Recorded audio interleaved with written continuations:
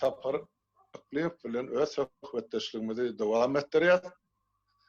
Taparaga öňkü sapar şol eden söhbetdeşligimizde şol şahsiýetler barady, giňrek giňişlerini görüň berseňiz hem-de şol yer reforma diýdiňiz. Şu barada bir anygyrak, açygyrak bir zatlar aýdyp berseňiz. Sebäp bol bizim halkymyzyň esasy bölegi we onuň ykbaly yer bilen baglanşykly. Zähmetkeş halk oba ýerine yer bilen baglanşykly zähmet çekip şu taýdan gün gören dolanýar. Siz şu zatlar barada biraz bir durup geçseniz has bize halkymyza düşnükli boljak da ol bir. İkinciden men şu aýtjak bolýan zadym dinleýijilerime hem size aýtjak bolýan zadym şol siz çykyş edip başlaýlyňyz bäri aňyrky hökümetim bilse bilmese başarsa başarmasa şol o hojalyk yer suw barady günne naşy ene çykyş edip başlady. Bu ya demirinden ya kömüründen munyň sebäpleri me bolmaly. Halmırat bolya soruňy düşündim. Ýöne bu has düşünüp durar bolar ýaly. Döwlet bardyr, onuň hökümet bardyr. Şular aýry zatlardyr.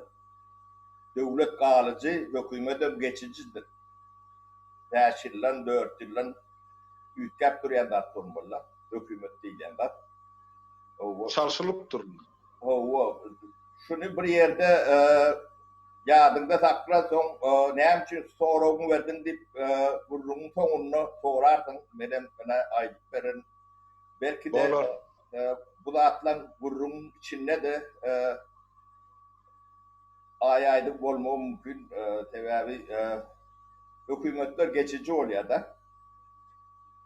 Hökümetler öz halkyna delele metrip bilýär. Gatuly. Bunu ihanet diýjekmi, dönüklük diýjekmi ýa-da başga zat diýjekmi onu at beren tapylar özleri bir formula bulup at bererler.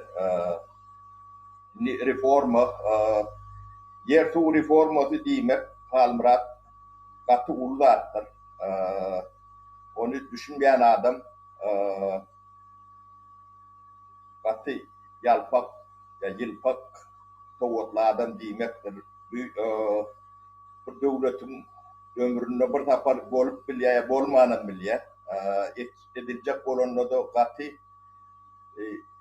kyn bolýandyr. Ene Orhun tarihinden aldan 100 ýyldan soň Stalin'in reformasy kitaplarda okuyatlar. Ben overule ettirmediler, öldürdüler de.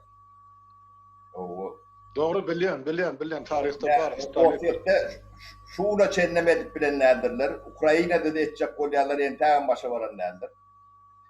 Bu zatlar Antarktika'da däldir. Diňe Pribaltika'da adam çekildi. Bu zatlar boldy da. O da Ýewropaýyň kömegi bilen bolmagy mümkin. Bu kıyın zatlar, kımmat zatlar o reforma arkanda halk bolmasa etmesi gatur mümkün däldir. Ýöne biz ýaş bolarymyz üçin belki de ya gaty avantürist bolmaly biz, ya düşünmänlem etmeli. Ýöne şu işe gaty ıtsam çemeleşdik de. Halk hemmeti arkamızda diýebiljek gel. Taraplarım kendi, ona karşılık görkezýänem kendi. Sebäbi döwletiň agalyk edýän, ýa-ni höküm sürýän gatlar üçin, gaty köp böleg üçin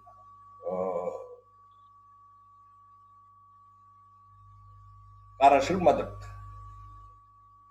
Hemen näme boljagy belli däl ýerlerinden hemme zat gidýär.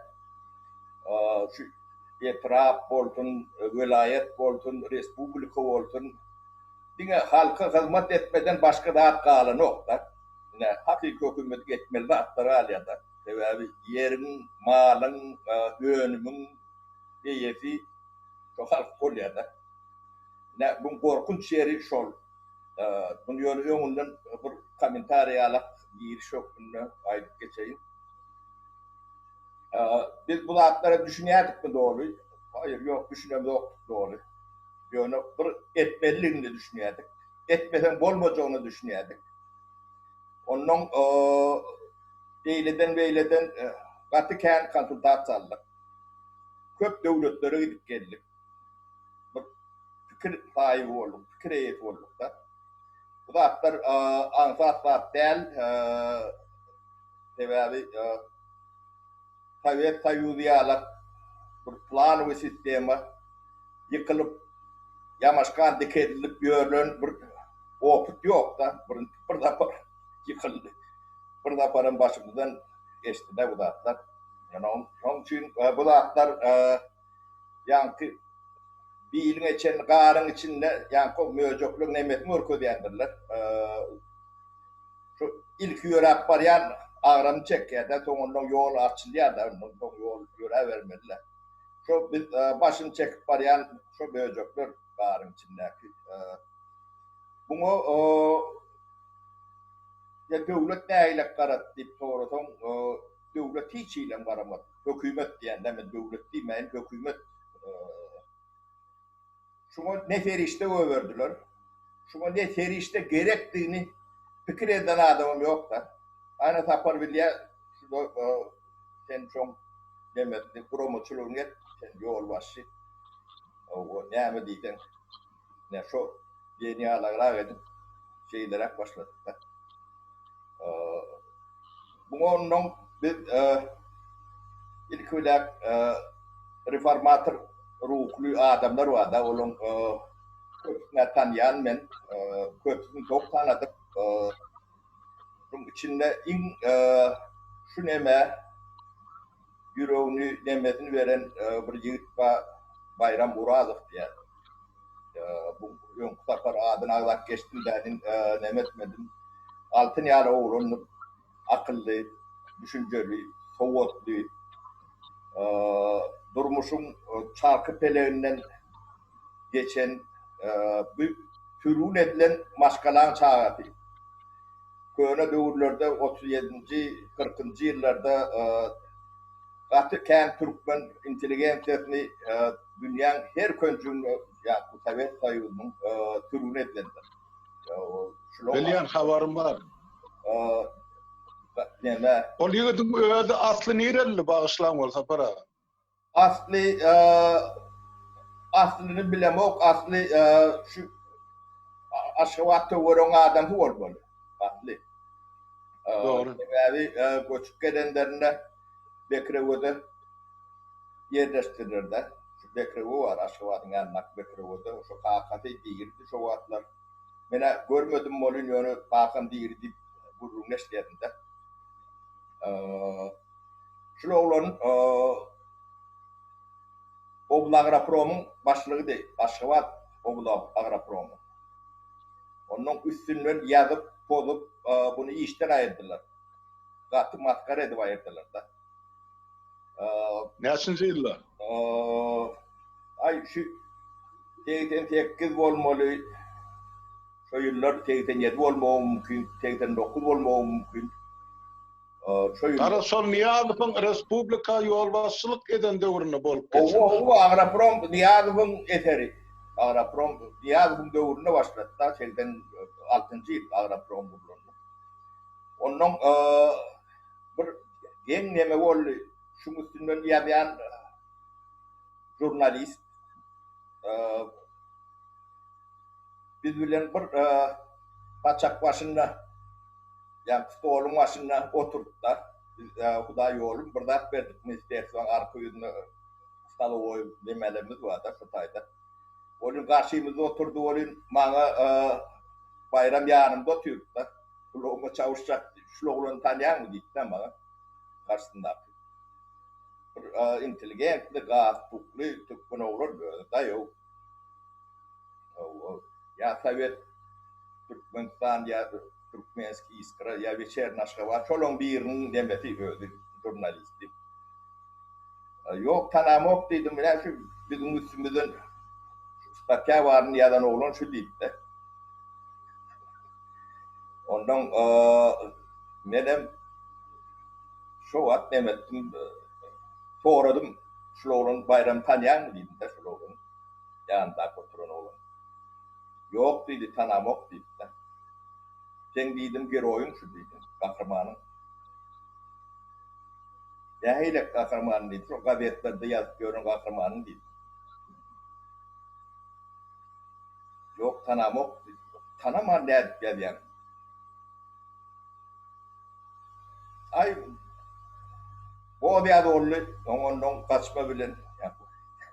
Nakarın taşlar. Kaçtı. Ne bu bayram şolorya alak demen baştan geçiren oğlan ben şu yankı yon ben represirun diyen bunlar represirun de Allah'ın yönü şolorya alak yürüyüp garasti de düşüp yo diyen kadırlar da şolorya alak adamın kendi yığnadı. O ni gurruna geçelim ben bunu ben çağır geçtik demedik işe çağırdım. Управление açtık. Управление по приватизации и реформам. Böyle bir ministerstvada управление açtık. Şoma başlayarak getirdik de bayramı. Ondan bizim esaslı maksadımız hem pratikleri yığınamalı hem kalbi nebendi yığınamalı. Bu reforman hemedini değerli ve destekleyen sahip olduk. Sebebi terişte veriyen adam yok. Sana siyasi konduk yani medyada da o da düğümler yok. İşte derken siz reforman edilen adına nevede oturduğunda, parlamentte oturduğunda parlamentte da çıkan yerim yoktur. Akturda edilen yerim yoktur. Maktataşılan yerim yoktur. Öz başına diyen yalan. Biz ehli ilmi varlık institutlardan kadir çöktük. Onu da bolyanı oluyor da yönü elinde kandidat ya doktor olan bilen işe yaramayanlar kendine. Bozulu işi başka, nemi işi başka. Tabii reforman ilki metodolojisini işlettirmeli. Son materyalin bazısını tayinlemeli. Son praktikada test yani parlak görmeli. Ne ile oluyor, ne ile neticeleri. Şu komponentleri yerine getirmeli. Onun hemmesi kadir bilen ediliyor da adam bilen ediliyor. Bir haparın ya bir paylayın geçecek işlerle. Son Gellimraç bir yerden Gellimraç taptık. Yani bayramın halkı vermeye ulen olup demeleri şunlarla reformatör adamları tanıyan ekenden. Gellimraç akademiktir.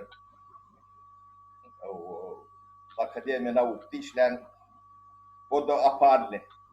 Yani kıraatı yüşürler akademiklerden. Bir vakitler Gapur'un kömekçisi olur. Yani çiller, tepesi yıllar. O da niyadık veliye, ya şey apala düşüyorlar da bunu. Hocalıklardan tecrübeli adam vurladık. Tuğhan Babayeviç taptık. Tuğhan Babayeviç 5 birinci sekretarın elinde kolhoz başlık bulundu.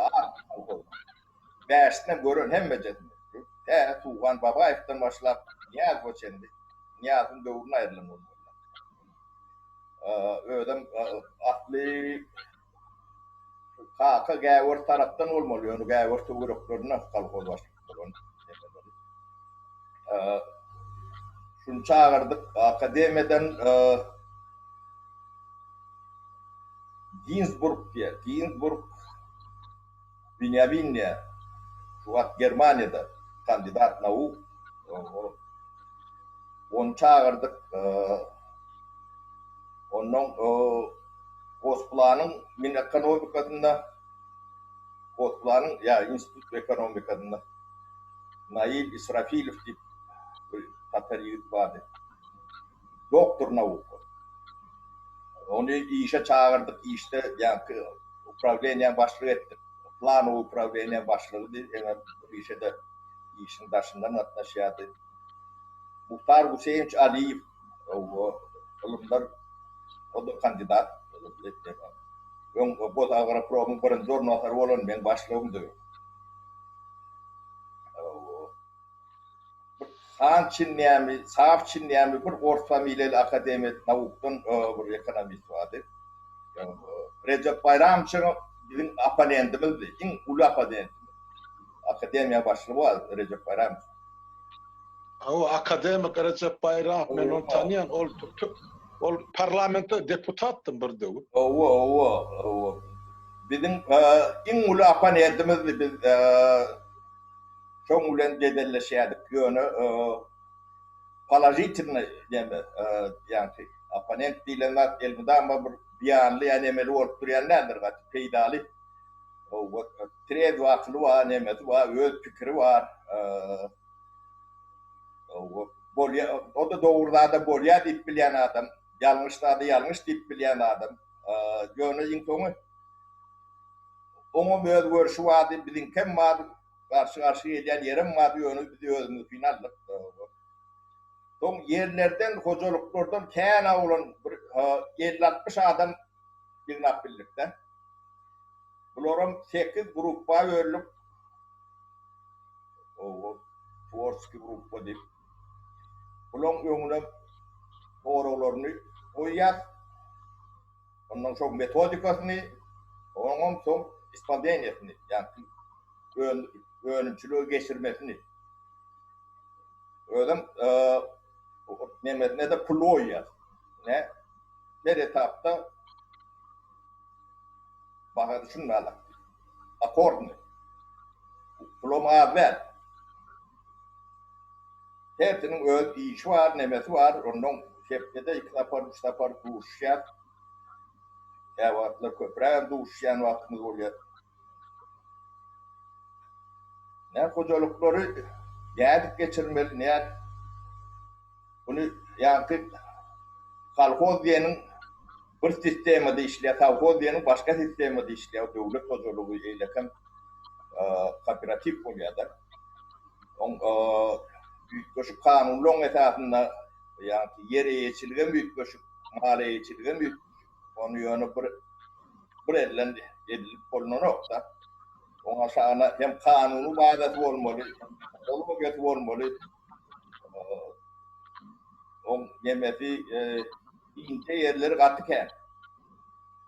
Bizim yani bu dağıtlar başlamazdan bir potros dağıt bir tütlük demeler bağdı oluyor. Onun rullokan netice vermediği görüntü da. Onun yeri mal büyük koloraya alıp verme çelli gitti de bunun emeti. Her pudok boyunca, pudokun içinde de her yönüm boyunca, yani mallarçılıkta dahi boynu bir tütlük paylanılıyor, toğu bir tütlük, şakl malı bir tütlük. Onun hem mecesini yönü şeyle paylap bulunuk da. Onun bir netice geldik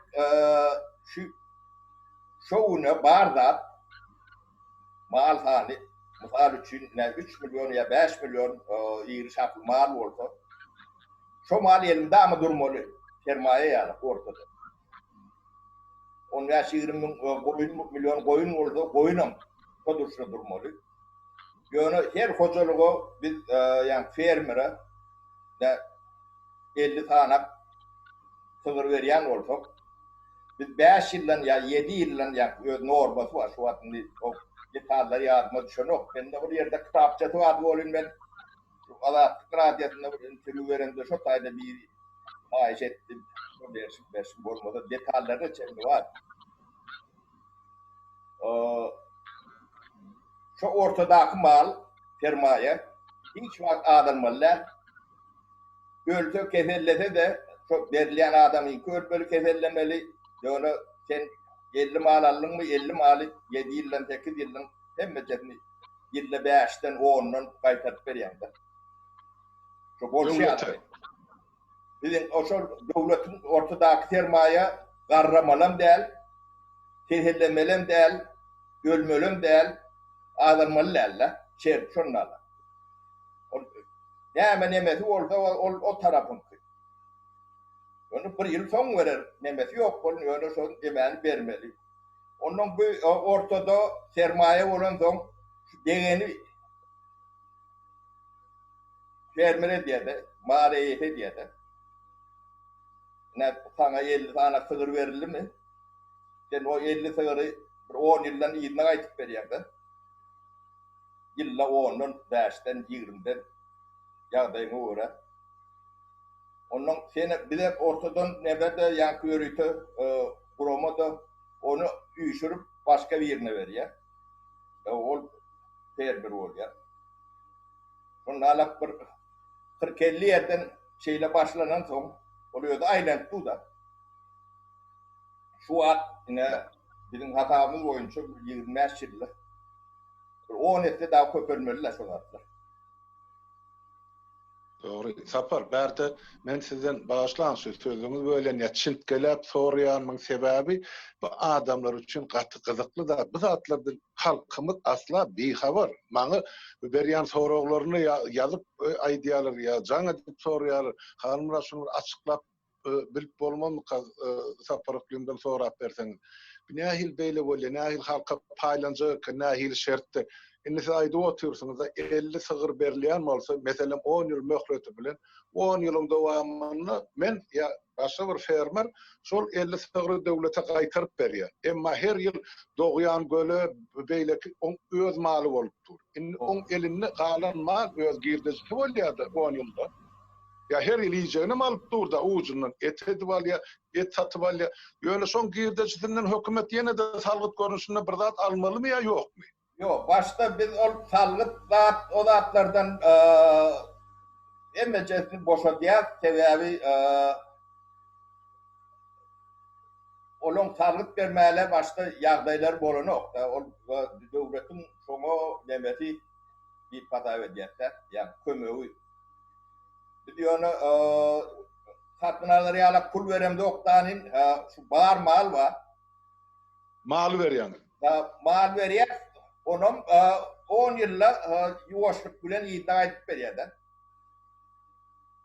Düşünükli. Mal ýagdaýy düşünükli saparaga. İýmit ýagdaýy nähili maly berilmeli iými onun ýanky bir potro malaýasy fermer özü satyn alýar, soň et bilen süýt bilen hasaplaşýar. Nähil bolýar.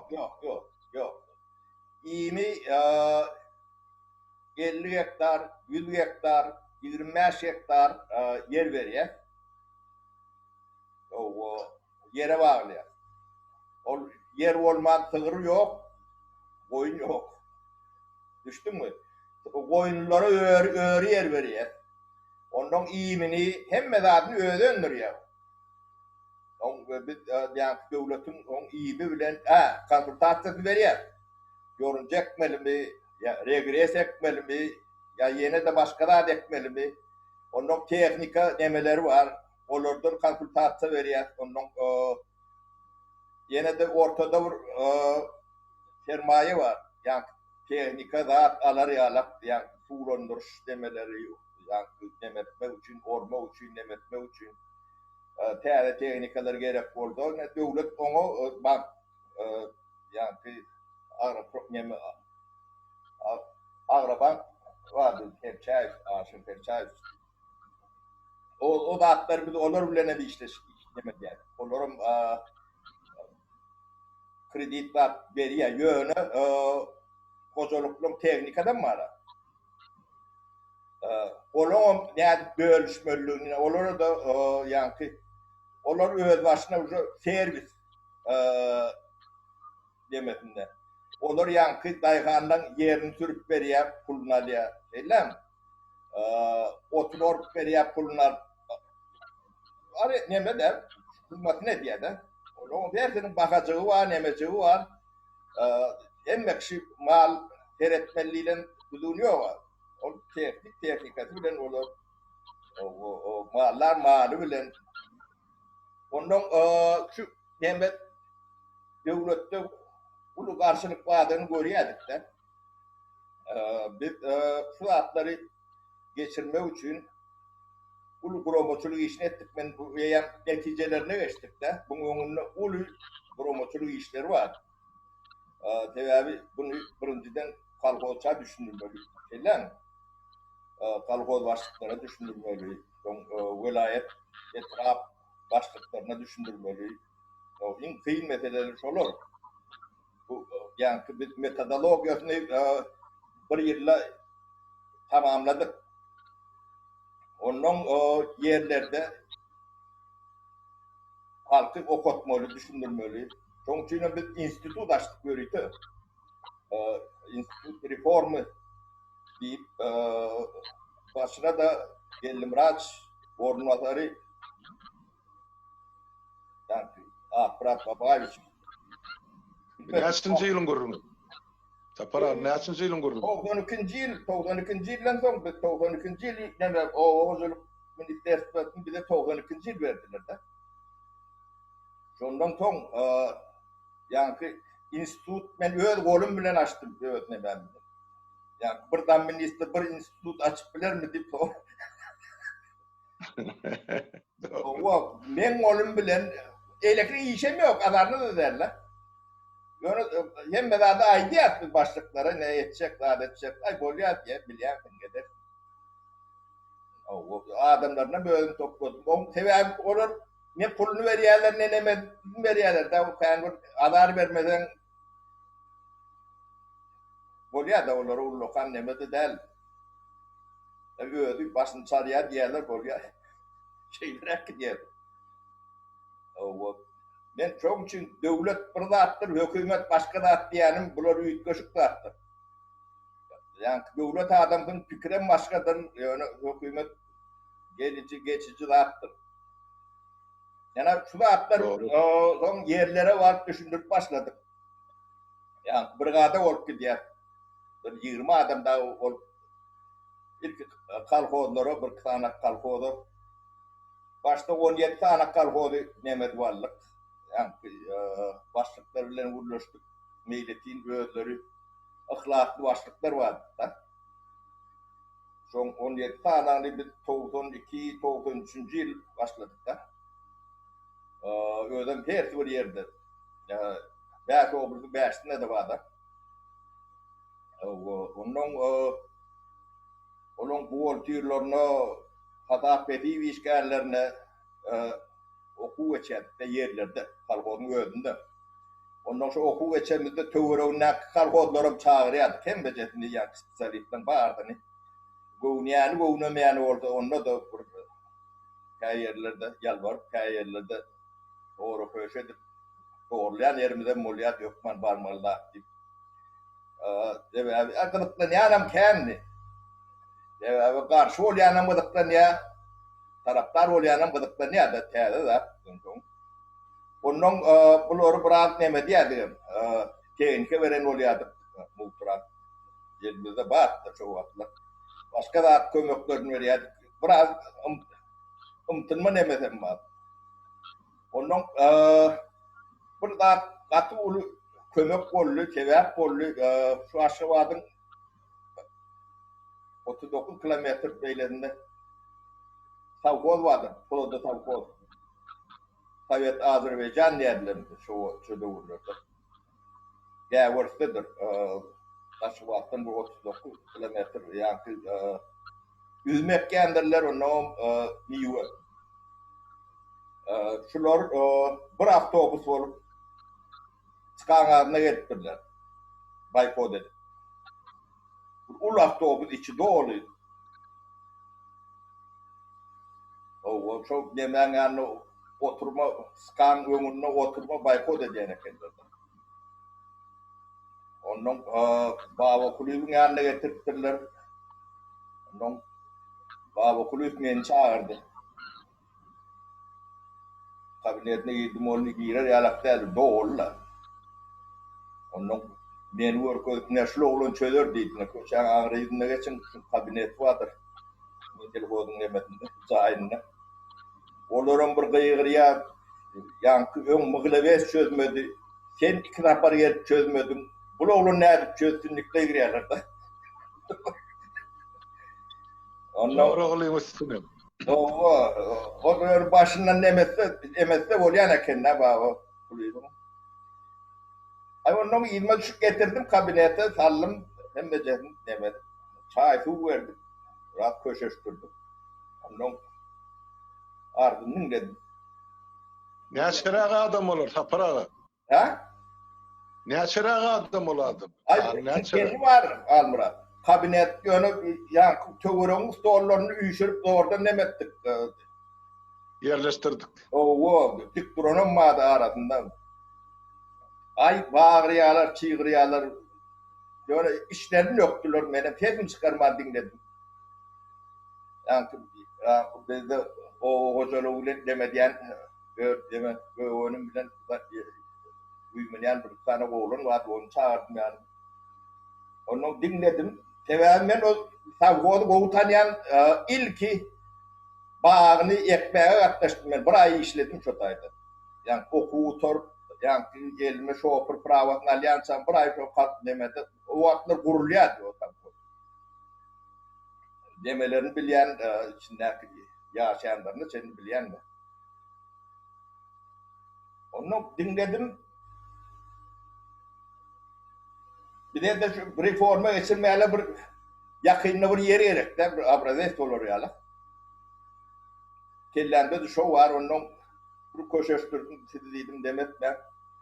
Bir zat kurlaşörlüydüm sizi bilen. Birinciden dedim, ben o vaxtda tanıyanlar vardır dedim, ben Paşa'nın oğlu. Klimağın artığı dedim, çoponumuz vardır Meredağa deyip tanıyanlar soran dedim. Yani yalan sözler görünen oğlumda. Şer var orada biz yok deyip.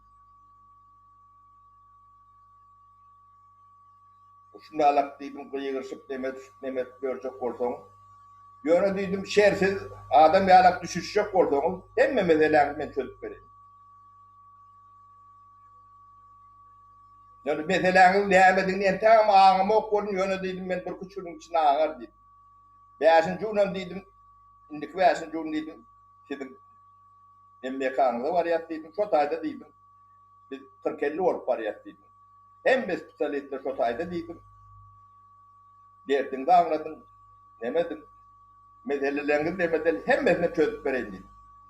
Yok, ondan da dava gerek dedim, o biz yok dedim. Ondan dedim, gidin avtobüsüne bölümden yeni, gidin yerinde var mı oturup, şotaydan çözüm taparsınız. Yani şey demettik, onun memesi 3-4 tane başlığını tevelerde kendilerden. Her param şolun isteyen başlığını koymayana kendiler. Onun isteyen başlığının kimliğini çıkardık, o kıyımda derler. Apkom'un, Aşıvat Apkom'un ikinci sekretarı olan bir ya da davat değerli, o hocalık boyunca davat değerli olan bir adam şotayda, o potrot deyip yüzümü arttırdan şotayda. Son başlık edecek oluyor da, o demeden, zaten çıkıyorum şöyle hem şöyle olmalı. Onu direktörünü çağırdım ben ertesi, ne ama dedim, onu ben ayçım ya, dedim, ben dedim, hüvvel et param okşulur doğru et, dedim, beni etti dedim, ben dedim, şotayda dedim. Burundan duracak geldi dedim. Yöne dedi, bulun işleri dedi, ne sorun dedi. Başlığı etmek dedi. Al yedin den nemedin dedi. Başka ben nemem yok dedi. Onunla dedim, sen işmet dedim, biz o da atları düzecek varıp. Şotayda, şotay vodu katüt götürdük de. Yollarını çekip verdik, ya ne yapıyordu? Targovu centerleri var, yani doğum kulturları var, vada pravatları var, cahillerin remontu var. Şotay ähli nemeli türdükleri, kuruluşluk nemelerimiz var. Ondan ullokan nemez alıp verdik. İtalyanlar tabi. Yo, İtalya'dan demettikten yani geri işlerini bizim nemelerimiz etti. Yani beton işlerini panellerinde atlarına nemeler diktiler de İtalyanlar ne? Ulup yani Klodo deme soğuk kova deposu yerden Kranilişe. O güdümlerini paylap verdik, yerlerini paylap verdik. Onun şikayetleri şu ürünümüzü ne merkezleştirip satyanız bir de pul veren yok, şuraya alak nemeleri vardı. Ne ürünümüze mödünlük, suğumuza mödünlük, alan bir vandı, işte akıbından zara taşlan, işte tatın, o da sizin ki,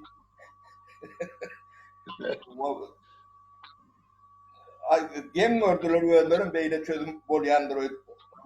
O ne ehlekti ürün? Dedim şikayetiniz, şu ürünümüzü başka bir yer satyan orada ürün satın. Ürünüm sizinki, yerem sizinki ne? Yerem bir örüp verdik. Hem becet mi? Ne Kur'an ilişkiyanızın da sizinki birden satılmayan orada saklap kış satın. Onun 3-4 tane sushi yılka demet miyi kesip uğradılayan nemeler var sushi yılka. Taşır yurttan onum getirip onum nemet. Ne dedik? Emme ağzını var. Kısmı sen diyelim. O gidrantları da atları işler o sever beyik de nemeden kanallan turba bilen yok o bayrın yüzüne su çekiliyordu. O da atlar nemet verdik. Emme cennet hiç nemedik. Ya birinci neme olan şol ondan hem mekşi gidip görüye bir de şunu realak eksperiment edin deyip o sıra durdular son başlıkta. Doğrudur ne? O tadı bir yedi oturan da attan sana otursun o halkın öğrenmek kalıptın kalanı işine edip veriptiniz oğlum. Nemeden ne gile olsun oğlum? Burada atlar başlamalılar. Yönü başlığını ayıracak oluyorlar. Yönü dedim şu başlığını ayırlar yok dedim. Bizim meselemiz şu değil. O karın meselemiz çözüyet demediyet yönü. Sizin diyen başlığınız bolunu yok dedim. Oğluna mot geldi demedi. Yani başlık olacak olayan. Onu da dedik yere de şuları yalak avantürü yani deme etsen göçerdin şuları. Başka demen yok. Yerim var işle Nemet, o da atlar ölen Nemet yöne. Yok banken başlık olmalı herhalde. Yok başlık olacak olan bunları yani oyun etmeliler dedim. Bu adamlar dedim helal edecek dedim. Ay ben aptom işledim Nemet'e. İyi de işler kapağı diyor o atlar. Yani şeydi birinci Nemet'in şol yöne şu alkoz gaydan son 2 yıl 3 yıldan son yani suğunu vermeyenlerle mi neyme mi kuğraptır. Üzümler hem de kuğraptır diye. Ay o da. Yörüte diliyor da o zatlar deme. Düşünükle hem de yörüte dilenden şeyle oluyordu. Tepsinin sol eden işlengenin iyiden gömmek için şu zatlar yörüte kurun olan zatlar edilen zatlar bu vardı menen bilyen zatlam kan tapara o yönü halk sizin ağzınızdan eşitse yaşıda enne görýäňiz mi? Men ýa-ni yönü ýaraýdamaga bugünkü o prezident diýmedi men dilim aýlanyna. Ol hana başarmasa sol daşary ýurtdan berilen kart pulu ýa-ni valyutany özüne salmak üçin gerekmezek yerlerden yer açıp onun öz ogluny öz goloy garynnaşyna tapşyryp bulary tarpýary özleşdiren bolýar bir ýerde görkezip o taýtly halka peýda ýokdy. Men şoň üçin aýtjak bolýandym. Sizin geçiren reformaňyz şumal orsiýetde 100 ýyldan soň şol Stalin'in ady atlanýardy. Şo görgüle yol vermänler, şu zatlar amal etmeli. Eger bolan bolsa orsiýet gör bak nerelere çykjak eken. Ýöne Türkmenistana size de yol berilmedi. Sizin geçirecek bolan reformaňyz Men düşünüşüme göre Stalin'inkinden hiç bir kimya kasiyeri yok. Hep öz devletimizin meşhurunu, ol Türkmençilikte, bizim ekologiya şartlamada, hava şartlamada, bizim etçek bolyan zazınız onunum, bizim Türkmen halkımız yaltada dayhan, yerde işlen dayhan. Şu gerekmeyecek paktağın içinde, şu 9 aylap beni başından kum soğurup, şu halkı dilsiz, ağızsız, ılımsız, bilimsiz saklayan hükümet koyuyordu da, bunu yerli, mülklü, mallı, aralı, cahili okul edenden. Elbette size ettirmezler. Yönü bir yani bir zatı doğru belirlep geçtiniz de başını. Bir devlet duruyandır, hükümet göçmedir ya geçiyandır. Bunlar sayılanıp geçiyor, ödülüp bir diye yerine geliyor, ütke yaptı orada. Ama devlet durmalı bir türlü zat hükmünde. Son için sizin aydiyan zatlarınız bilip olmaz, ertigeni de siyaset ütköse, devran ütköse, halk öz hukukuna eye olsa, şu zatlar amal etmek için eyen fundamenti koyulgu, sizin eden işleriniz var. Şulardan uğral halk yine de spesyalisti çıkar, bilermeni çıkar, yer eyesi olur, kasapçısı olur, iktisadiyetçi çıkar. Yaşap görsek özünüzünü verirsiniz maslahat halkı.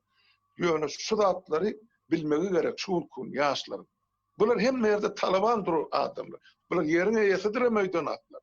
Yerin aslında çıkarlayan zatda da onun paylarının bardığın asla pikiremeden atlar. Şonun için sizin aydiyan zatlarınız hükmen zerur, bilmegine zerur. Bir irdevur Sovet zamanına likbez ilene kenne yak, likvidatsı, bezgramatması.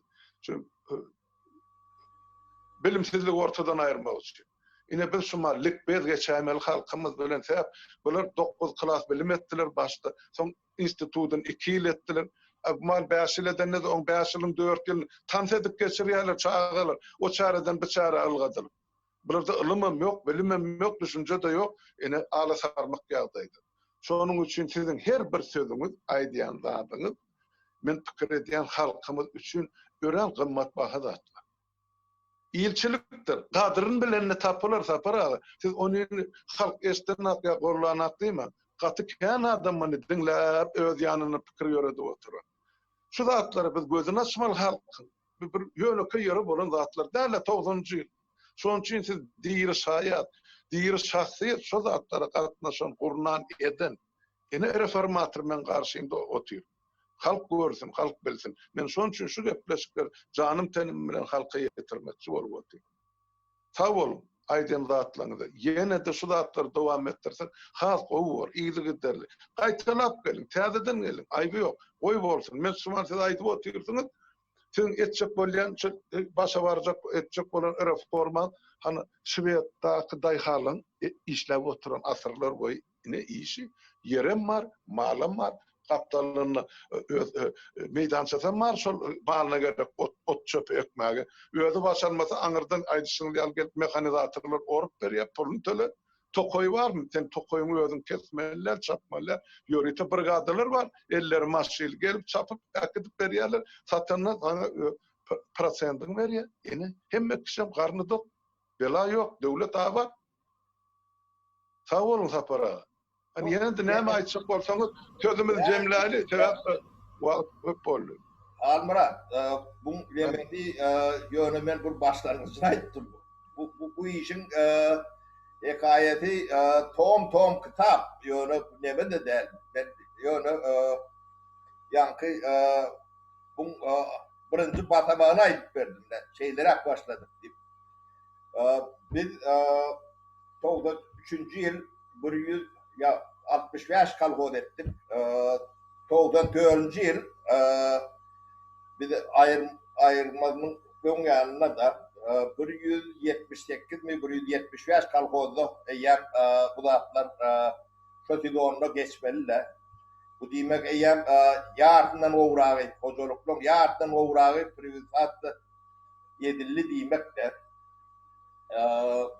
Bunun emesine biz her hepte bir oblusu seminer geçerdik. Ehli oblus yol başçılarını yani vilayet yol başçılarını brigadirlerinden, kolhoz başlığından hakimlerine çendi. Hemmece uyuşurup 700-800 bin adama çendi yığına nerelerde bir de yani menli fora etişin yalak olur bir fora ediyorlar bir tribunada şeyle 8-9 adam olup oturuyordu.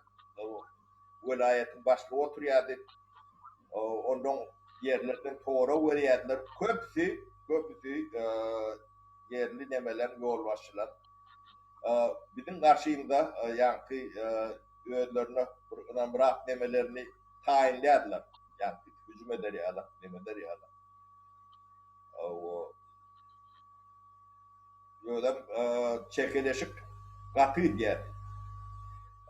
Şu an kıvan arşivlerine dağıtına seyretilen şu filmler dağıtlar var. Aliyatlar da. Yani gazet jurnallardan hem belirler olurum. Kameralı vaatlı adam vuruyor. Yani bir yerde çıkan yeri yok da. Hay akıtıp Niyazi Fogor köz yerler. Bağı uluy Fogor köz yerler. Açır soğuğu. Onlara gitmek çıkmak gerek.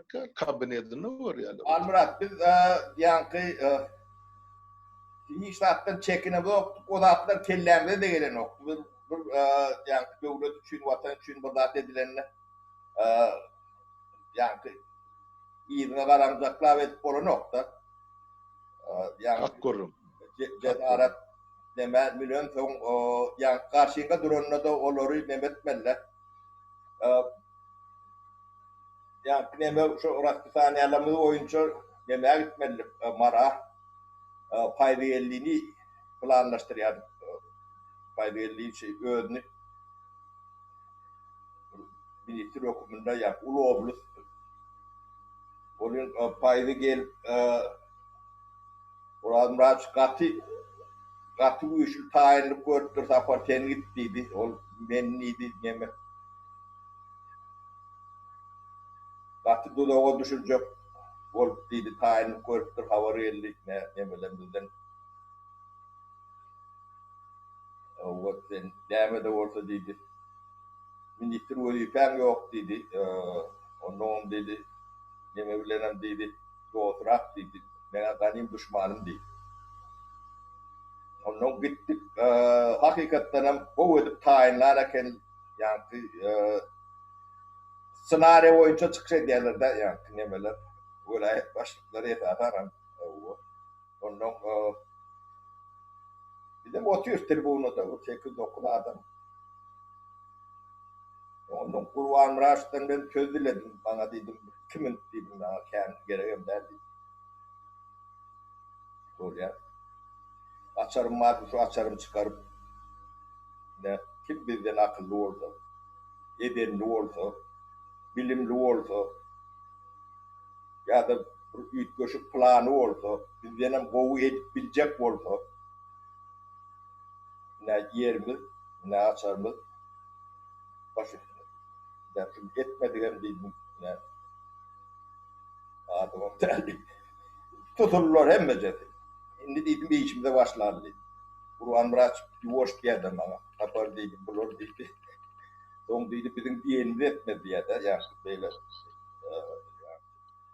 reform edilen son bulur ortadan bir kıraat çekiliyorlar da çekilmek mecburiyetinde de. Dedim terkip öz iş ne der dedim o hem çık dedim o dedim diyenimizi etmeli yani emesine öz bilen ne der dedim yerin eyeti, malın eyeti. Yapacak rahatını yakar, dikecek rahatını diker. Önümden yiyerek geçen ortaya kadar satar. Biz dışarı yurt devletinin, Hollandiya'nın, Angliya'nın, İsrail'in yemelerini büyük bir öğrendik. Ödüm şu taylardan kandırdan adam tuttuk. Bunun hem hak eşteklerini öğrendik, düğümden veriyor. Yani bütçetten bir köpük yok. Hemen o bütçede pul yönettikleri onu kendi görüyorlar. Şunları alak reformu için ardından 2-3 milyar doldur ve beldelerin şu adı edip bilmiyorlar. Son onun yer açmalı. Devavi işler Mehmet değiştirici demeler tavuk onlar, halk onlar bu reforma karşılar ama yerem verecek gel, hiç tadım verecek gel. Onun Broblus'un yeri yalak yer açtı. 170 bin, 160 bin hektar yer açtı. Onun şu Aşkıbad'ın yanından şor diyendirler. Yani bu köylünün bu hatlarına şu taydan 68 bin hektar yörü meydan var da yani Kıpçak Nemet'in kalkozunun yeri şolar bilen gurlaşıp yardını bize versen şunu hem mecen bir ödüştürüp vereli yani tekiller vereli dert vereli tuğçak vereli yönü yardını bize şu reform için Abrasovu Nemetmen'den nusfu hocalıklar etme için vermek var da kalkozun yeri olan son bulun düzgünü tertiben başka da onların yörütü şartname var şeyle demedim.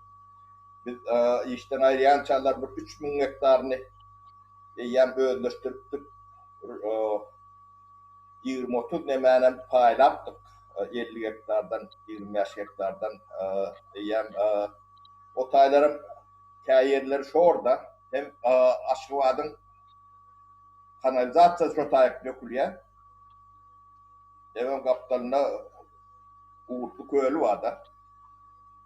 O taylarına da yürüttü projektimiz vardı. Şotayı edil Anglijski Park yani diyelim. Yani Aşkıbad'ın kanalizasyon nemesini dökülen köylü var. Bu adam Portakat'ındır bilen. İşte dedenlerdir. Biz Şotay'da açık doysa rujeni yani projektin adına bir takıl bile vurmuştuk. Yani şu kanalizasyon nemesini akkodunu yere sokuyorlar da yani sentrifug bile. Onun daş doğruğunda 50-60 tane nafos bile çekip yerde filtrevat edip ekrançını kullanıp oluyor da. Yani büyük demelerini başladık. Şotay'da kapilnara ne adam geçirdik tevavi. 20-30 kilometre daha turbo bilen kanaldan fuom çektik. Ondan Şotay'larda bağırladık. Neme var yerin karşısında 5 litre, 7 litre, 9 litre çıkan yerler Matikunto debitli yerin aşağını su var da. O tayvam yankı neme skvajny adıp her yankı 50 hektara bir skvajny 50 hektara bir skvajny ortadan ullokan yemettik hovd ettik bir 500 metre daha o hovdum yankı yürüyte bir plyonka var 50 yıl ömrü var da sonra yemedik onun için sudan doldurup nafotlu kapınlara ne bilen ne belirtmeli high teknoloji şu vakti demen doğrum in demesi soru hem abarut yemeleri enzamları hem geldi konteynerlerde doğdu yani bir polatlar grup gördü. Tapar yaşıl başlan sözün böyleyen bir saat bolayam gepleşimiz Şotayda kesmesek son yüklemek kıyınışır. Bor yaşıl Sonra devam ettirvereli görünmedi. O katıdaydı o yani. Kızıp gidip var ya sebep son yüklemek kıyınışır yani bir saat boyunca. Näme diýdi? Sağ ol, yaşıl berýän görüňden üçin ören gyzykly. Men şu mal şeyler üstünden dinläp otyň töweregimi ýatdan çykardymy? Yani sizin berýän görüňden gaty gyzykly zatlar, o döwürleşi zatlar edip bolanmalsa onu bugun halkymyzyň, döwletimiziň derejesi nä ýokarly? Asmany galkar, ýöne arman. Bolýar Halmurat. Bolýar. Sağ olun, sağlykda görşeliň. Dinleyijiler, görüjiler siziň emegiňize saglyk.